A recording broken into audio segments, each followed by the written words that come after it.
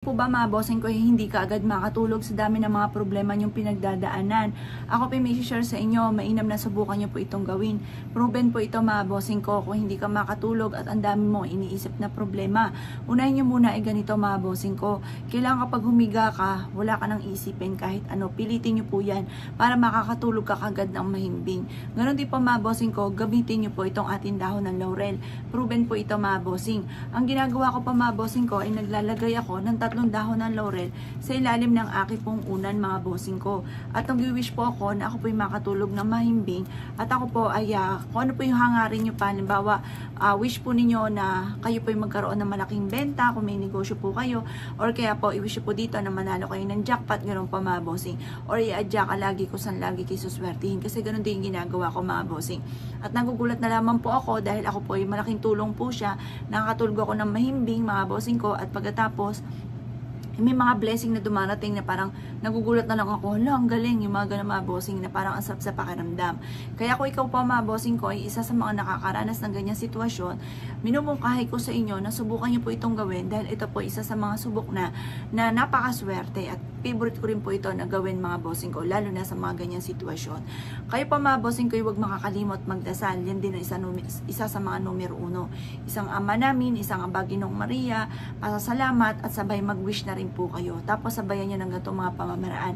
Ngayon pa mga bossing ko, mas maganda, gawin nyo po ito sa umaga. Halimbawa, hindi ka makatulog sa gabi. Sa umaga, pagising po ninyo, kumuha ka na ng 3 dahon ng laurel at mag-wish ka na lahat ng gusto nyo na i-wish mga bossing. Unahin nyo po mga bossing ko tungkol sa inyong kalusugan, sa inyong pera.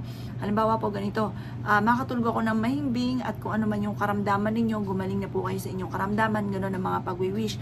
Huwag kang gagamit na sana, kailangan direct to the point ang mga pag-wish.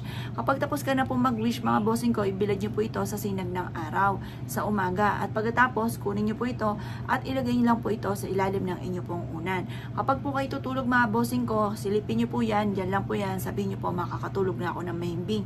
Ganun lamang po at wala kang isipin ng kahit ano. Tutulungan ka nito mga bossing ko, bukod sa alisin yung mga negative energy na siya nagiging dahilan kung bakit lagi kang hindi makatulog, kung bakit ang dami mo mga problema kaya hindi makatulog.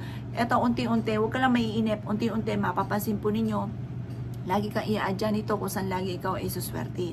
Mapapansin po ninyo na kung ikaw po hindi makatulog sa dami ng mga problema, ito naman marireverse. Imbis na hindi ka makatulog lagi, ikaw po ay laging magkakaroon ng masarap na tulog. Mapapansin po ninyo na parang lagi kang i-adya kung saan lagi parang yung lagi kang buenas, yung laging swerte, na parang nagagawa mo yung mga bagay, tapos lagi nare-refresh lagi yung isipan po ninyo. Eto, subok na po ito. Favorite ko po ang dahon ng laurel. Kapag naman makalipas na 1 linggo, pwede nyo rin pong gawin. Sunugin nyo po mga bossing ko ang dahon ng laurel para kung may mga nahigop siya na negative energy, na matangay na po yan, or kaya may mga wishes kayo. Kasi yung pagtangay ng hangin sa mga nasinunog na dahon ng laurel, panawagan po yon para mabilis matupad ko ano man yung inyong hinihiling. Tapos maglagay ka muli ng dahon ng laurel. Pwede nyo rin sulatan kung ano po yung mga nais po ninyo. Ilagay nyo to sa isang plastic para in case man na madurog yung dahon ng laurel, hindi ka maiinis sa dahon ng laurel dahil baka magdumi ang inyo pong higaan. Ngayon pa mga bossing, basta positive ka lamang, i-mindset nyo na simula ngayon, mawawala na yung problema nyo, matatapos na kung ano man ang pagsubok pinagdadaanan, magiging okay na lahat.